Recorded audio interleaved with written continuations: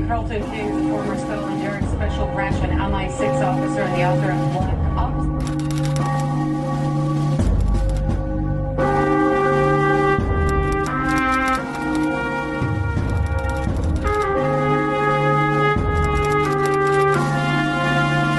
I was undercover for Special Branch in a jihadi organisation.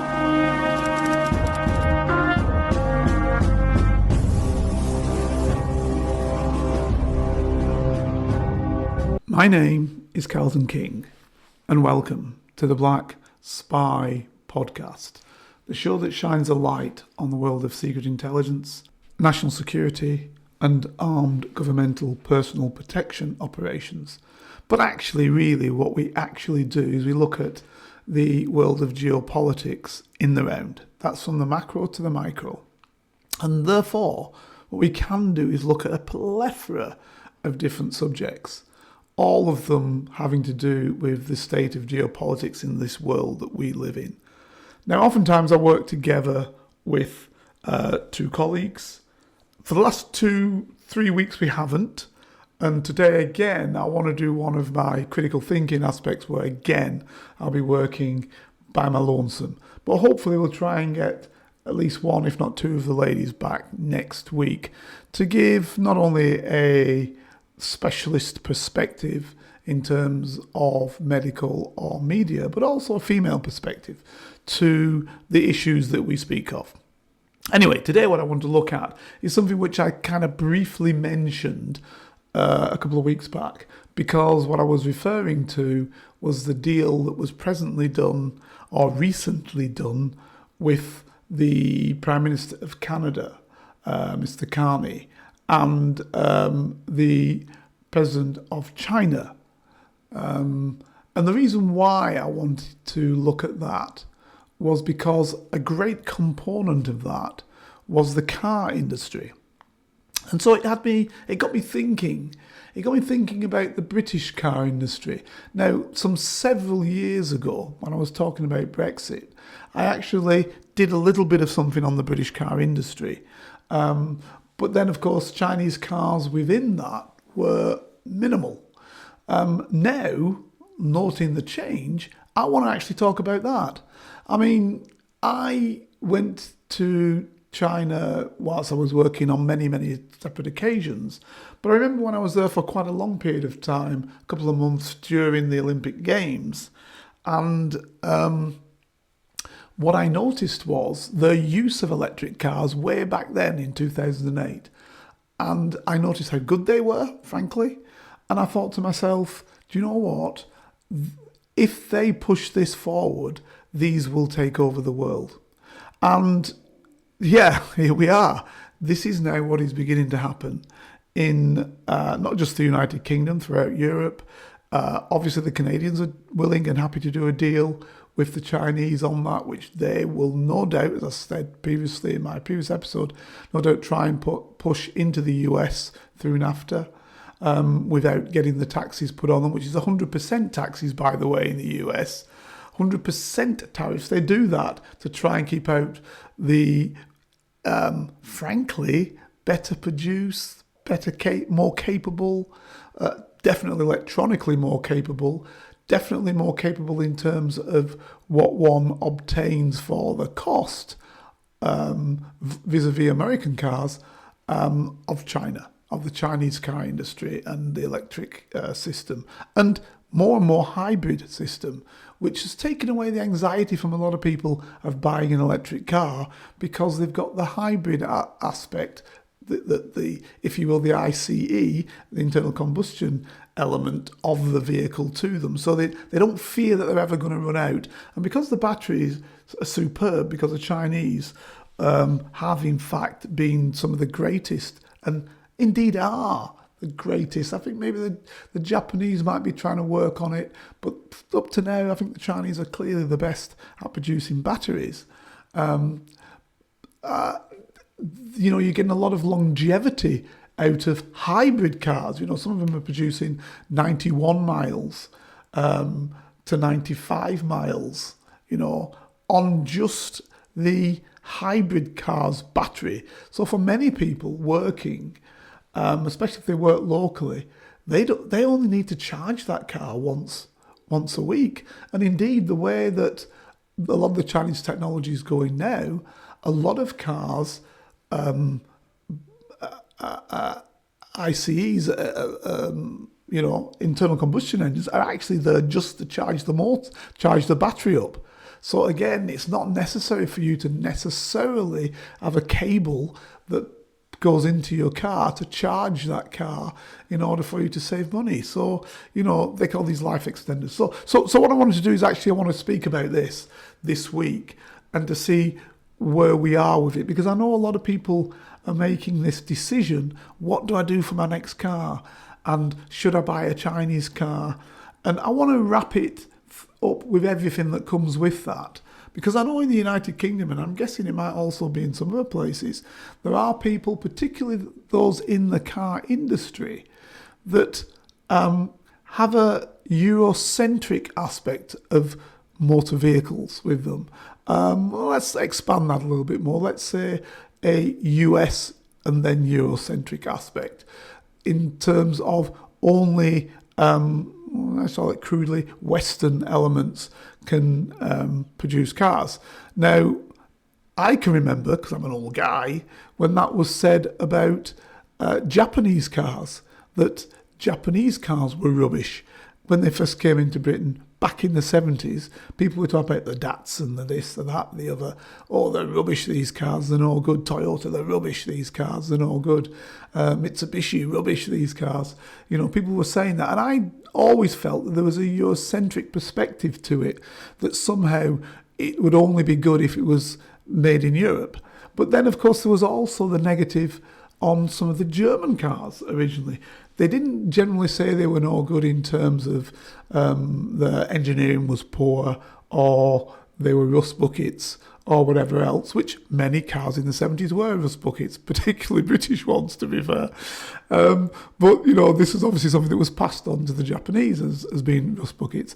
No, generally when they spoke about the German negativity, it was often to do with somehow, they need retuning all the time, or they're not as good at building longevity into the car, which obviously a few years later, the saying was that the German cars were longevity in itself. You couldn't get a better car than a long-lasting German car, Mercedes, BMW.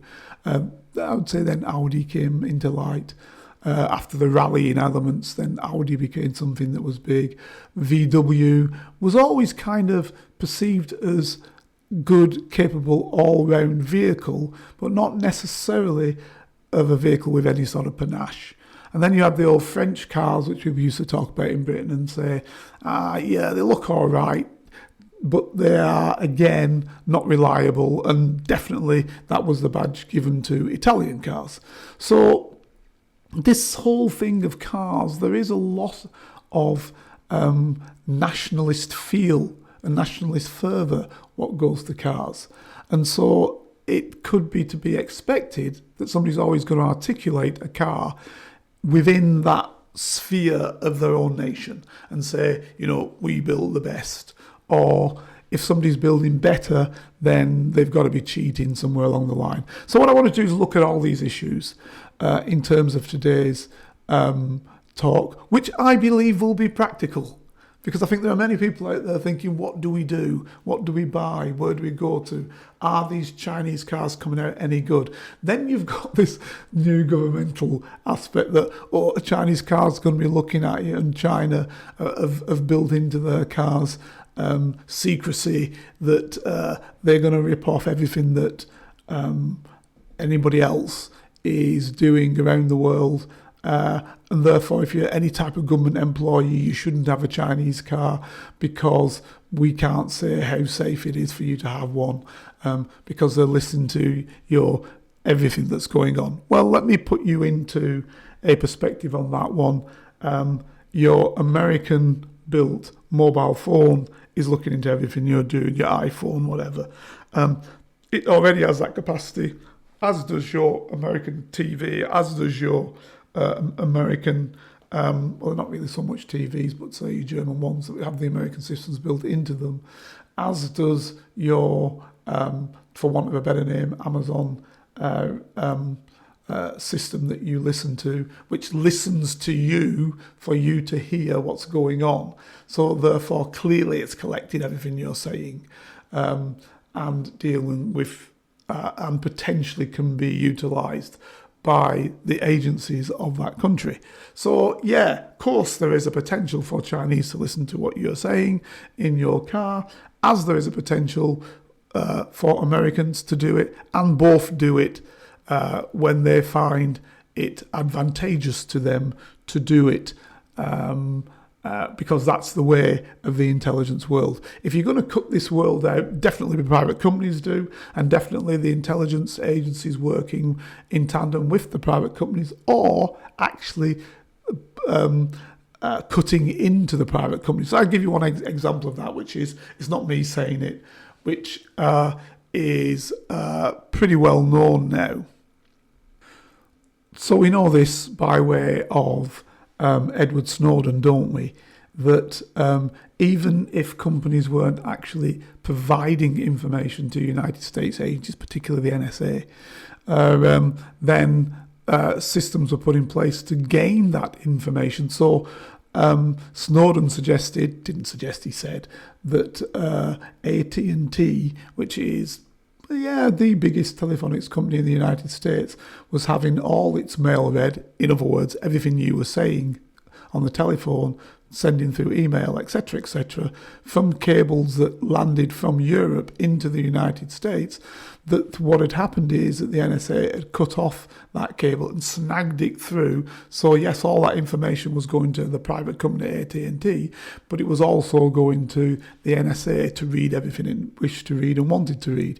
We then had, based on what Snowden was saying as well, the information that every German telephone call was being listened into the NSA, and particularly that at the time Bundeskanzler Merkel was having her phone tapped, and indeed all of the parliamentarians, cabinet ministers, etc. in Germany were all having their mail read by the United States, all having their emails, telephones listened to, etc., etc., etc. So if you want to talk about spying, let's say this is universal. So if that's what your fear is, jump into any other car and you're going to have the same problem from that state. If you've got something that's of interest, if you haven't, then where's your problem? So that's you there. So let's push that aside, because I know that was pushed out in an attempt to, if you will, stymie the increase in car sales by the Chinese into the United Kingdom. But I think since that, I think the United Kingdom's had to accept, as obviously Canada now, and many other countries all around the world. This is not just a European situation. This is a situation that's happened throughout Asia, throughout Africa, throughout South America, that Chinese cars are everywhere. And what I'm going to try and explain is the Belt and Road Initiative, how that was set up to be able to move Chinese goods to other countries. And I think you can tie that to the increase in car sales, because once the Belt and Road Initiative, which was making sure that there's an easy routes to transport Chinese goods to other countries, to third countries, that then once that was in place, what is there then to stop Chinese industry then working to actually then put its goods into third countries, so when the demand is there, that they can provide very, very quickly, without hang-ups, just in time, vehicles to those countries from Chinese factories.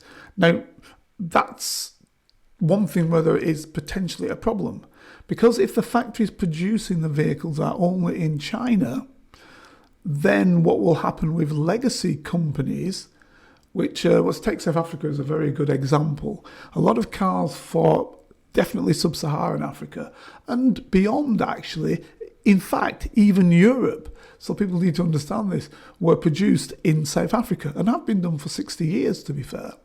So the South Africans now have been producing BMW, they've been producing some of the Japanese vehicles, Toyota comes to mind, they've been producing Mercedes, all in South African factories, which have then been shipped throughout Africa and indeed to Europe. So the question then is, if they buy cheaper, many cases better or just as good Chinese vehicles, where are those vehicles being made?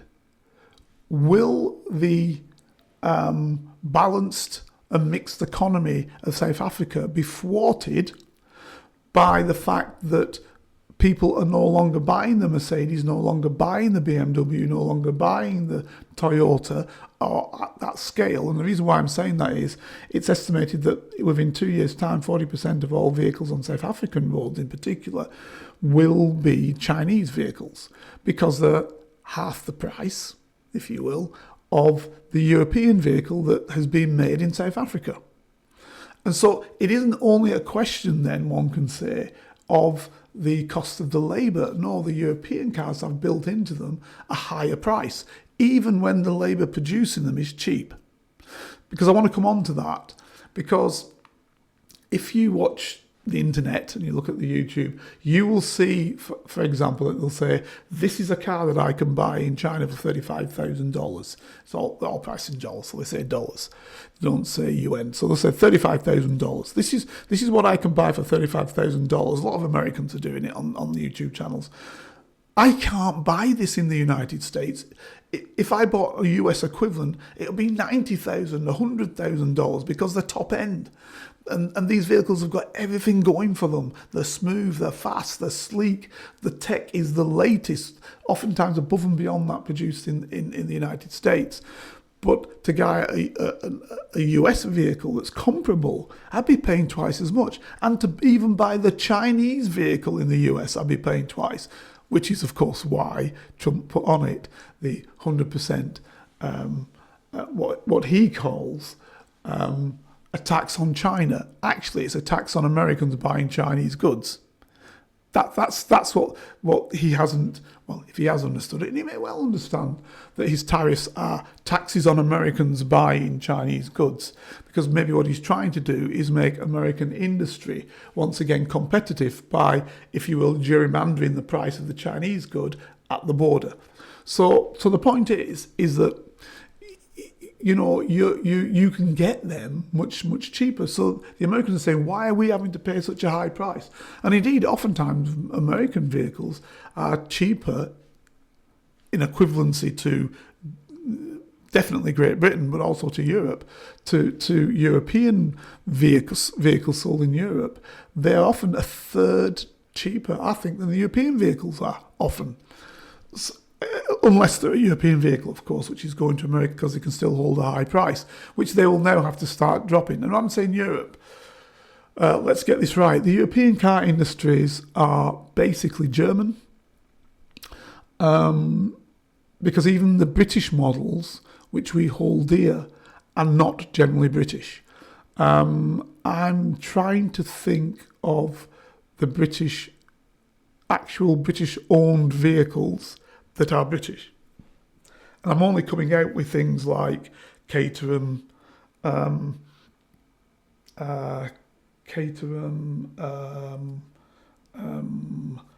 can't really think of many that are actually British.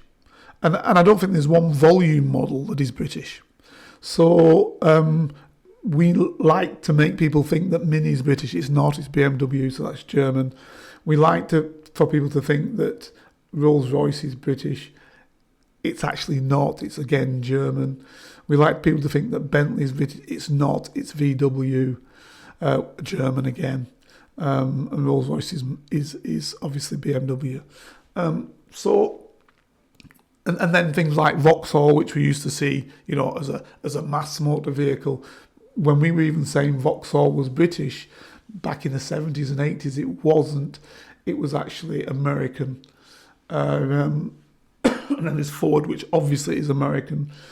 And now your Vauxhall, then they came with Opel, Vauxhall Opel, which used to be General Motors, but then ended up as a German model. What's this Stalius they have? So a lot of them. And indeed now, even vehicles which, let's go outside of Britain and let's look to, Volvo had a fantastic name. Volvo is now no longer Swedish, it's Chinese. MG is not British, it's Chinese. Rover, Land Rover, Jaguar, well, they're Indian. So, this idea of ownership being European, these are what we call British brands or European brands, but oftentimes many of them aren't even owned by the companies that we perceive they are owned by. We play on a European background, but oftentimes some of them aren't. Now, with the Germans, that has been held for Germany. They've held that for quite some time. But I think even Germans are now beginning to lose some of their industry to Chinese and others in terms of Chinese buying in and Chinese becoming the owners of some of these companies because they were actually going to the wall, some of them. Hence Volvo, Saab, blah, blah, blah. So, but the big point is, in addition to the ownership, and the ownership's massive because, of course, the owners can make a decision from one day to the next to close down a factory. And because it's not to do with their state, they can say, that's it, we're gone. We see no advantage in producing these cars here. We'll produce them in a place that's cheaper.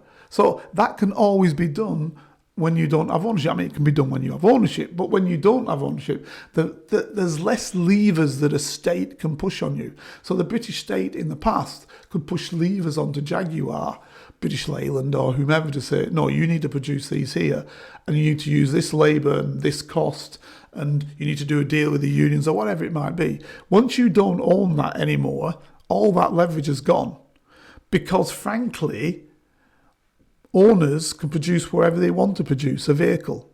So that's some of the dynamic. So basically, I've looked at the dynamic in terms of the Belt and Road Initiative and how the Chinese have now got the supply routes right. And the supply routes go all the way back to the raw material, oftentimes from Africa, sometimes from South America, and oftentimes also paying a higher price from Australia. So they've got the supply route for the things that they need to basically produce the thing in the first place, then to manufacture the thing in the first place, then you've got the supply route to pass it around the world, but you have to have something else. And I think where the Chinese are being very, very successful is that what they have is frankly, a capitalist society that is communist.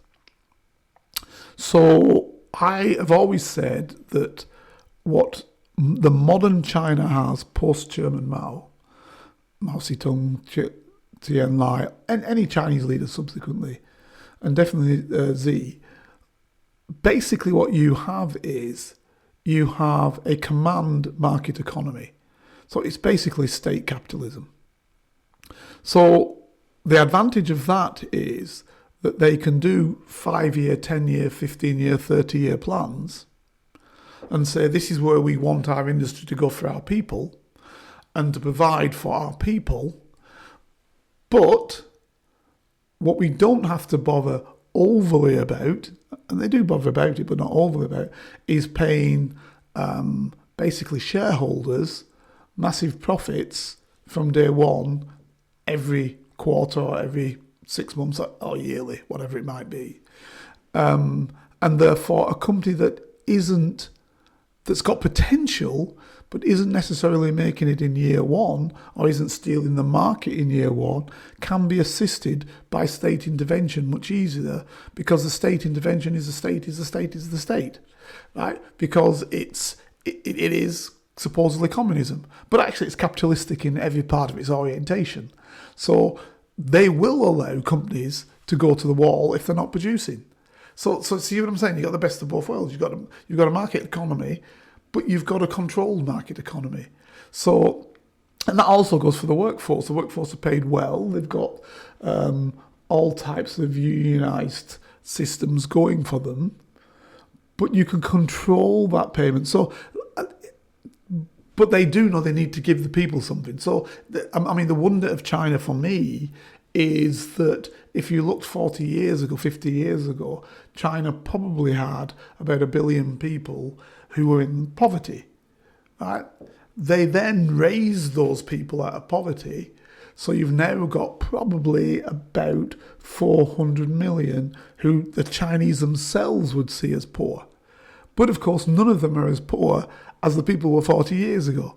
So they've raised 1 billion, because the population is now 1.4 billion. They've raised 1 billion out of absolute abject poverty, and then they've got who can now buy the goods. So in other words, their economy can function if it just had to work from within itself. Hence, they can, at the start of the programme, I spoke about cars being $35,000, equivalent to the United States, for a car which is super duper fantastic, top of the range, better than most things built anywhere else. And it's sold to the Chinese at 35,000, right? But if you bought that in Europe, even as a Chinese vehicle, you're going to be paying 50, 60 for that, which is still lower than the European car, which is 100,000. But you know, with everything that they've got that goes with it. Because one of the factors that the Chinese, I think, learned as well is the big secret probably is when selling abroad is that what you don't do is hook a person in and then dangle options to them. So we're going to provide you with this BMW 7 Series. It's super duper, does everything you can think of, and all you're going to get in it is a steering wheel, and everything else is an optional extra. So by the time that you've upgraded that 60-odd thousand BMW, 60, 70,000 BMW, it's 100,000 when you put on all the bits and baps that you want to have. BMW makes a load of money, and then they build into it the capacity for you only to go to BMW to really get it serviced in the right modes of operation. So again, they're building in to that vehicle, not necessarily building obsolescence, because that's not necessarily positive for them, albeit that building obsolescence is built into some of the vehicles. But if you looked after it, you get longevity. But that looking after means you've got to go to BMW, and BMW are going to tell you the highest prices for it, and you have genuine BMW parts and BMW articles, then it's all costing. So that's building into the system, because of course you've got to pay shareholders. If you're not thinking that way, yes, you've got business and you've got to keep the business people happy, and yes, there are billionaires in China, etc., etc. So people are making money. The other side of that coin is, though, that you can control the level of that money making to some extent. You can control that level. It's not a massive abundance or overabundance of that, which then means that your product becomes overpriced, which is effectively what a lot of the European cars are. So it's this capacity to build well, but build cheaply. Also, the differentials between, as I said to you, the average Chinese is probably person in the cities is probably earning between $35,000 a year and $50,000 a year. The average Brit is probably on between $35,000 to $50,000 a year. 55, 60, maybe $1,000 a year. However, that's probably universal. Now, it's a small country, Great Britain.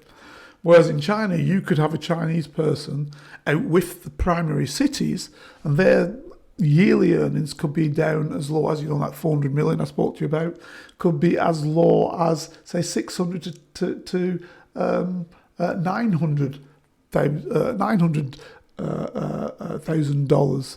$9,000, not thousand, $9,000 a year.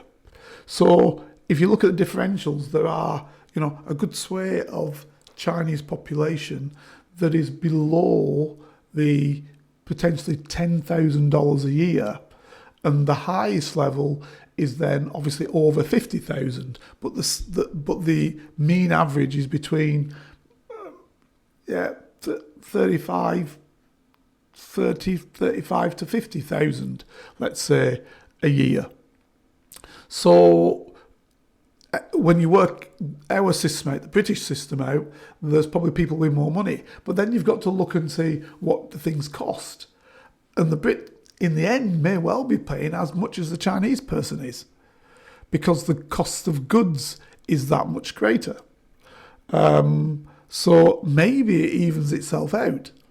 But if you're bringing your car from China, where people are earning potentially a lesser salary, potentially for some of the lower levels, lesser salary, and you're bringing it in and you're equipping it with everything. That's the point from day one. You're not saying, here we go. This is in most, up to now, we don't know what will happen in 5-10 years' time when the Chinese take over the market fully. But up to now, as it sits, practically most Chinese cars being sold, definitely in the mid-range, come with everything. The optional extra will probably be the colour of the car's painted in. You know, if it's got a special metallic paint or matte paint or whatever it might be, then that. And then you'll get maybe higher battery size might be something that you might pay extra for. But oftentimes, that car's coming with everything built into it and a tech at a higher level than the tech you would get in the United Kingdom at a much lower price. Some say even half the price, because what you've got to understand is the dealers are whacking their amounts onto it.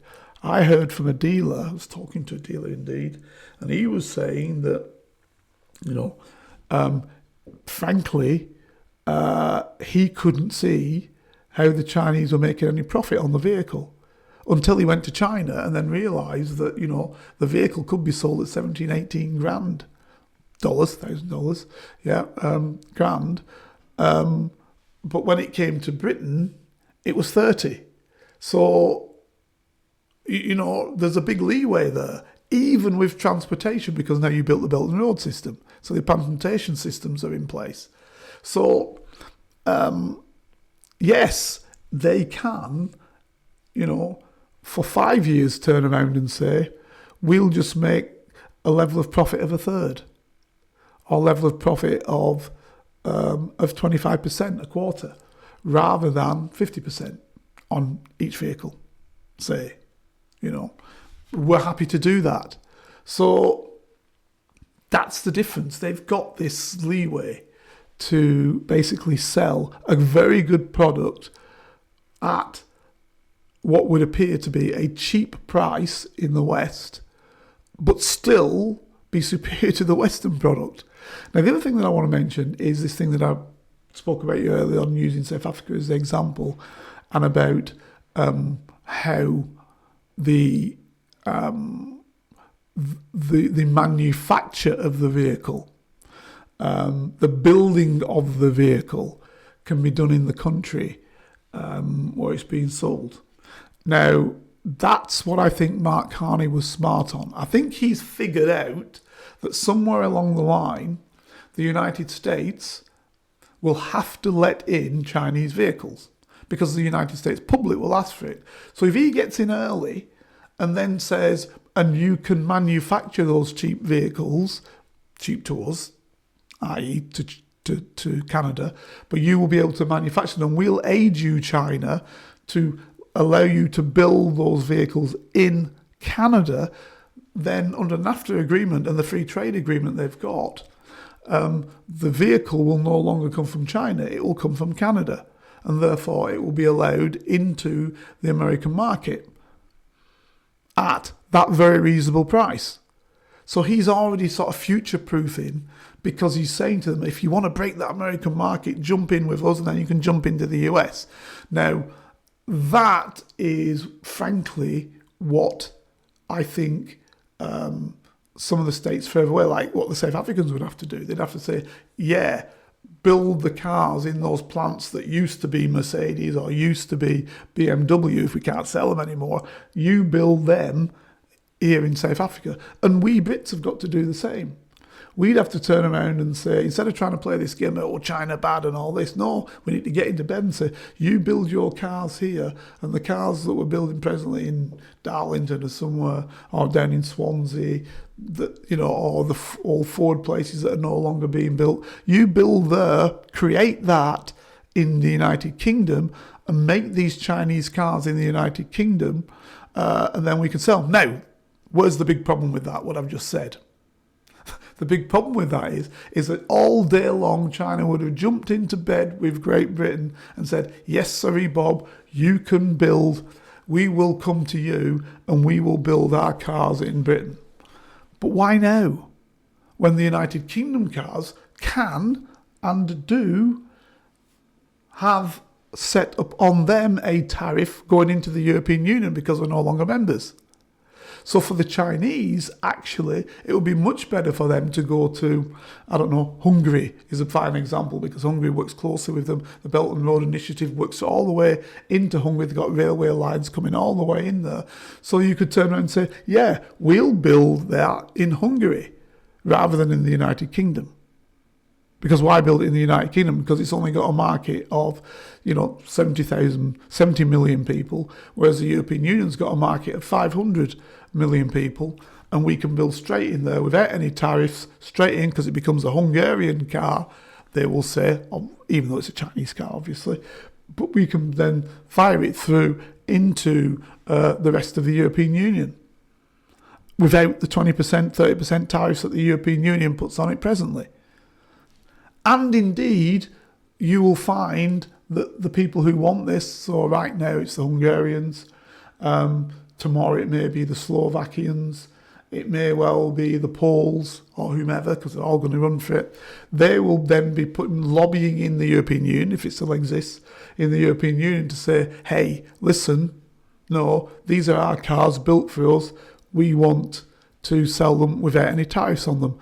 And so that people get good jobs, at the cutting edge of the motor industry, definitely at the cutting edge of batteries, etc., etc., etc., and the latest tech, and it sits there in Hungary. You're employing individuals with work, and the Chinese are getting the money coming back off that coming into China. Yes, they lose out on direct sales potentially, but maybe they've got enough with direct sales into Asia. Who knows?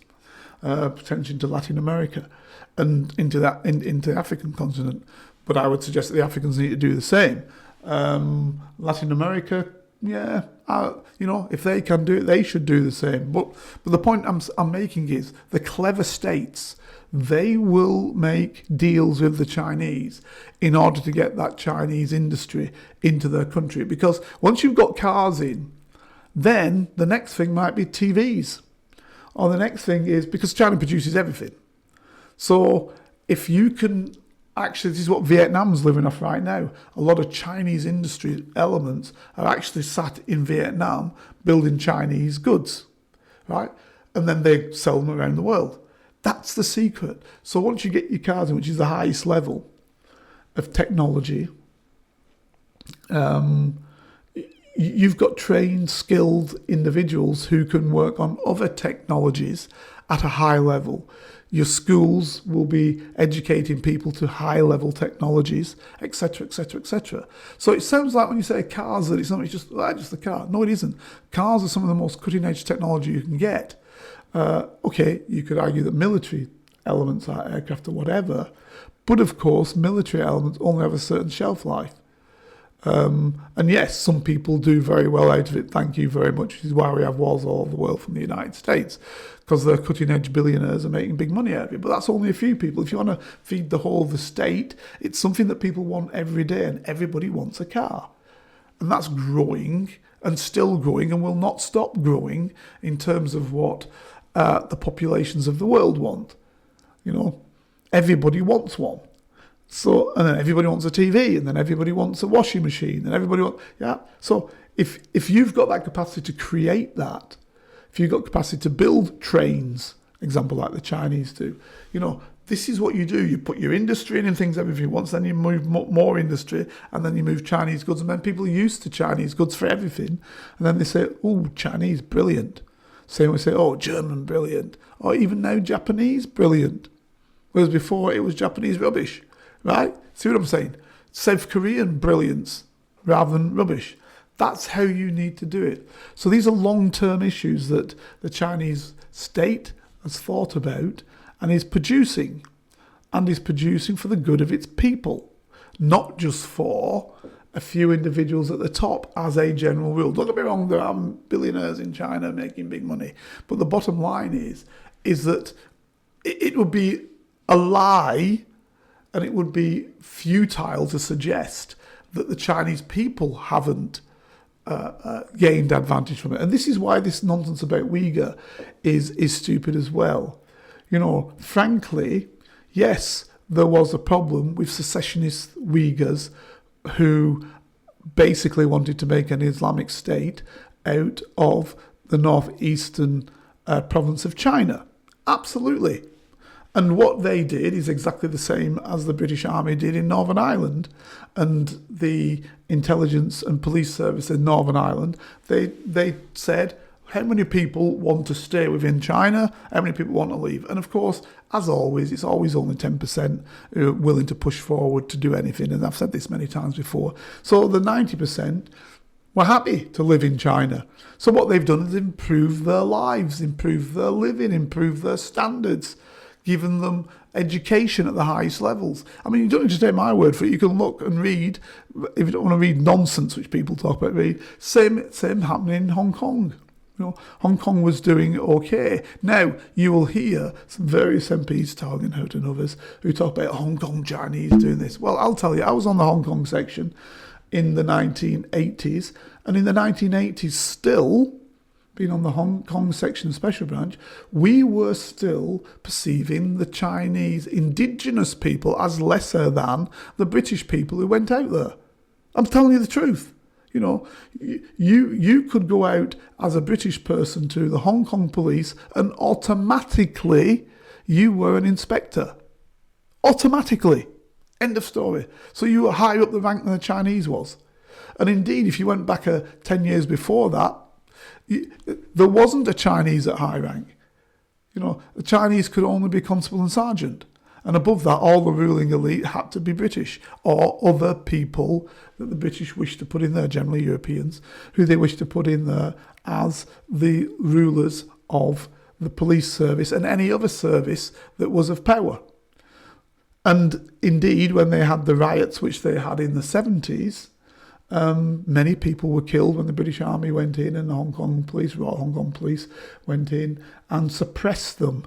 The latest Chinese situation they had when they brought people out on the street, which was an attempt at a colour revolution, by the way, i.e. a revolution carried through by Western forces to cause problems to China, nobody was killed. And you can check that, other than police officers, 1 or 2 police officers, but not the individuals. And they were doing unbelievable things. So you can turn around and say, oh, well, you're pro-Chinese? No, what I am is pro-reality. So I keep trying to tell people who listen to the show, I'm pro-reality. I tell you what the truth is. I'm pro-reality. So the reality was that in Hong Kong, for the average person, frankly, I would suggest, and you can see it in Macau, were the people out on the streets in Macau? They're not, which was owned and run by the Portuguese previously. They're not out on the street. They're actually enjoying the exploits of being part of China because they were originally Chinese places and they're back to China. And frankly, Chinese have got an advantage in making things good for them to keep people happy. And that's what they're doing, keeping them happy in Hong Kong. And I only mention that because you'll see people say, well, yeah, what you're saying the Chinese, but what about they're doing with the Uyghurs? And half people don't even know what the Uyghurs are, don't know what they're doing, don't know what the Uyghurs wanted, don't know what the Uyghurs wish to create in that part of China. Indeed, the Uyghurs were allied with most of the, what we were calling terrorist groups, one man's terrorist, another man's freedom fighter, of course, what we were calling terrorist groups in the areas that we had taken over and you could argue invaded post 9/11, and then held the Uyghurs, were allied to such groups as the Taliban, etc., because they wanted to bring a Taliban-type Islamic state into northeastern China. Now, if we weren't going to allow that to happen, supposedly, in a country that had nothing to do with us, why would the Chinese allow that to happen to a part of China? Come on, wake up, smell the coffee, right? So this is something just to hit China over the head with. Now, we can play that game, trying to hit China over the head with it, and we can then miss out, right? We could not be like Carney and say, well, we tried to undermine them, but now let's run with them, because the reality is we don't want to follow the United States tune, because all the United States is trying to do is make sure China is at number one, which, frankly, it already is, right? Economically, it already is. It just depends upon how you class the GDP and what version you utilise. But the fact of the matter is, this is an attempt to undermine China. So you can play that game with the United States, but the United States, in the end, will do what is advantageous for the United States. And if it looks like, as we have seen with Greenland, that Trump needs to throw you under a bush, or any other US leader needs to throw you under a bus to save the United States, enemy, then they will save the United States enemy. They will not care if Britain loses out. They will not care. Mean nothing to them, right? And this is what I'm saying. And this is what Carney has understood. And he's trying to do well for Canada and set Canada up right for whatever comes next. That's the point. And we've got to be flexible. You had these people when we left the European Union, they were all saying, well, we'll leave the European Union and then we can go into Asia, which is the fastest growing part. And how are we going to get into Asia? And we're calling down the number one state within Asia and indeed within the world. How are we going to get into Asia? What are we going to do? So you're going to go with the Japanese? Yeah, some Japanese, because frankly, most Japanese have understood that's the score. But some Japanese, like the right-wing person you've got running it right now in Japan, when she went over the top talking about how she would like to deal with China, taking into account that the Japanese conquered Nanking and killed a whole load of Chinese, masses of them, hundreds of thousands of them. So this is where you got to look at it, that you can sit with negativity and suggest this is the way forward because you want to sit on the shoulder of the United States, which is nothing negative about it. But you've also always got to think about your own state and what does this mean for us as a state? And that means doing deals with the number one land in the world, economically for sure, right now as we sit. And you do not want to be out in the cold from that, because everybody else is going there. Yes, the European Union talks tough, we're going to do this, that and the other, but the European Union is sending its representatives to China, trying to do deals all day long. Do we want to be the one that sits back off it? Nonsense. Especially when China's invaded nobody. Right? Tell me the last people China's invaded. And I'm only bringing this bit up, I know we're talking about cars, but I'm bringing this bit up because of the recent visit of the Prime Minister. And we start talking about, we'll speak to the Chinese about human rights. Well, surely they would have turned around and spoke to us about our human rights. This is nonsense. We're talking business and reality here. And that business and reality, but we've been hoisted by our own petard because we've listened to the US position, and we then came up with some ideas about, this is about China. We had to play that tune. When in fact that tune is an old tune. It's a tune that's been playing on an old guitar that no longer, that is or an old piano that's out of key. It's no good anymore. You need the new piano that plays properly, right? And that's what we should have been doing. Or the new guitar, if I want to use the guitar analogy. So this is where we are. And I think, and I'm hoping, that the UK can be sensible and understand its, as Carney put it, middle-ranking position. Carney turned around and said clearly, we are a middle-ranking country. So it's a country of 40 million people with a GDP that, in relationship to its people, is better than ours. And with its massive resource capacity, that it has massive resource capacity, and Carney's happy to stand and say we are a middle-ranking country. Maybe we need to start saying this reality. We're a middle-ranking country of 70 million people, yeah, who needs to look after what we're doing, not trying to push around the world. Who needs to look after what we are doing, right? That's the reality of the situation. And trying to play off China as the biggest sidekick of the United States and play a heavy bat against the Chinese is nonsense. And anybody who's sitting up in Parliament saying that is speaking rubbish. I fear, unfortunately, that much of that from some of the people I've heard in Parliament is actually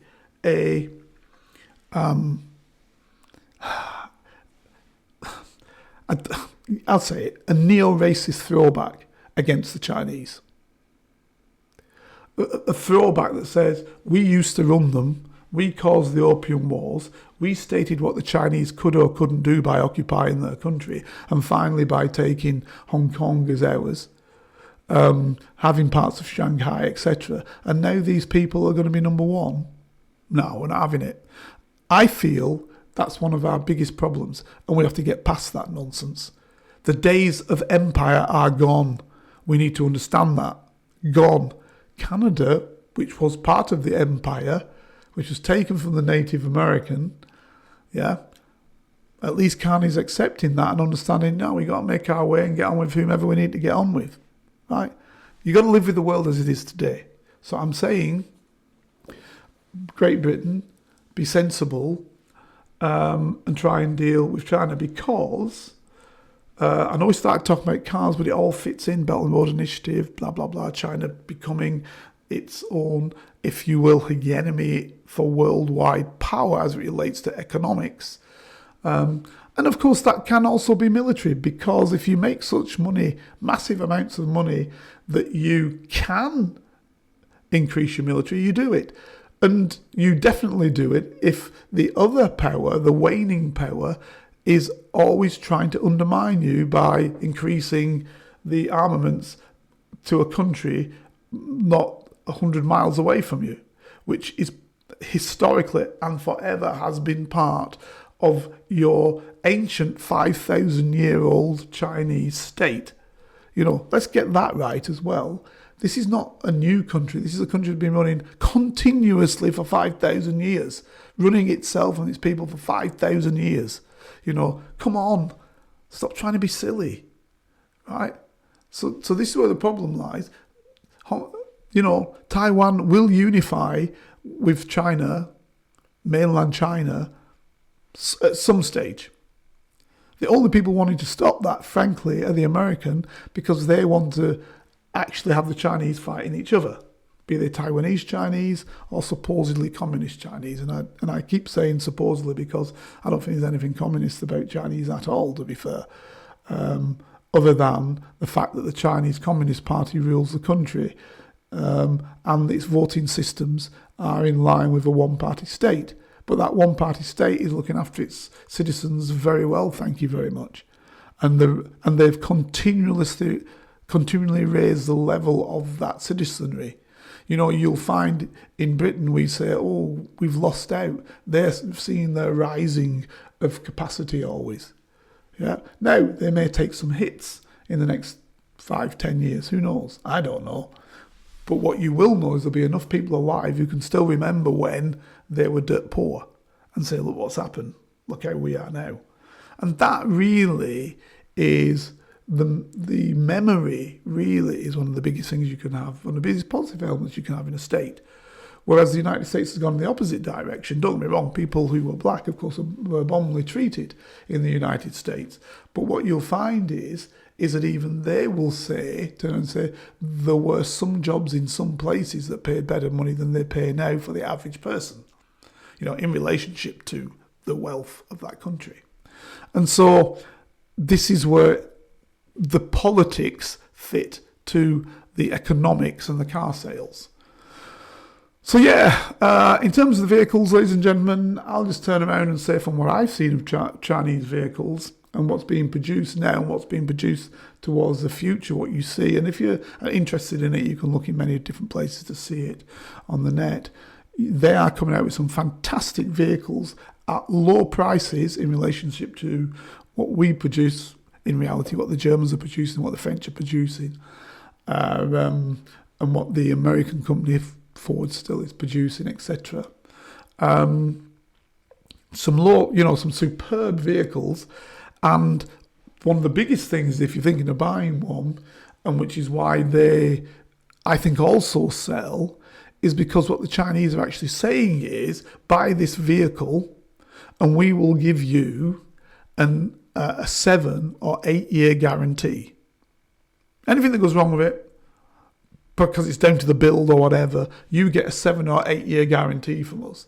So what's not to like? You buy it cheaply and they give you a 7 or 8 year guarantee, right? That they will fix it if it's down to them, if it's down to the vehicle build. And up to now, I was looking at the surveys done by Autocar, Parker's, and various other these car companies that look at vehicles and reliability, etc. You know, you've got vehicles coming to the UK, JQ, Moda, Chery. Okay, so let's say the higher companies, so Geely, Great Wall Motors. These are the companies that own these company names. You've got several vehicles, but they come from different, if you will, parent companies that run them, and the competition is within themselves. So if you look at these companies, Zeekr, well, you know, that's not the bigger company. I think that's part of Chery. But all those Chinese companies, you will see that they're not coming in on the back of a vehicle broken. They've had problems, I understand, that relate solely to oftentimes software upgrades, where people haven't understood how you make your software upgrade, etc. But there's not generally any problems with the build quality. And why would there be? Because if they knew they were going to have problems with the build quality, they wouldn't give you a 7-year guarantee of 100,000 miles. Generally, it's a 7-year guarantee of 100,000 miles. And on some of them, actually, there is no limit on the mileage that you could do on some of the vehicles that they're offering. And most of them are offering battery life of 8 years, no mileage restriction. So they're basically very, very confident in what they're building. And why wouldn't they be? Because they've been building internally in China forever and a day. As I told you, since, you know, when I was there in 2008, there were loads of them out on the street. So they've worked their way through it, and they understand how capable and how frugal and how structured they are in terms of reliability. So, frankly, if you were looking for a vehicle and you like the idea of a Chinese vehicle, I would say all day long buy, because I think you're buying a good, capable, much cheaper vehicle. And this is coming from a guy who is a BMW owner. Okay, BMW 7 Series top level. So, you know, I'm saying to you, yeah, why wouldn't you buy? And with that, ladies and gentlemen, thank you very much. And hopefully you will listen again next week. Here is a working class spy telling his stories, the secrets, the lives of spies. Feel free to message Carlton King on all socials and give this show 5 stars on Apple iTunes and subscribe so you never miss a single episode. For your ears only. I was a member of Her Majesty's Secret Intelligence Service.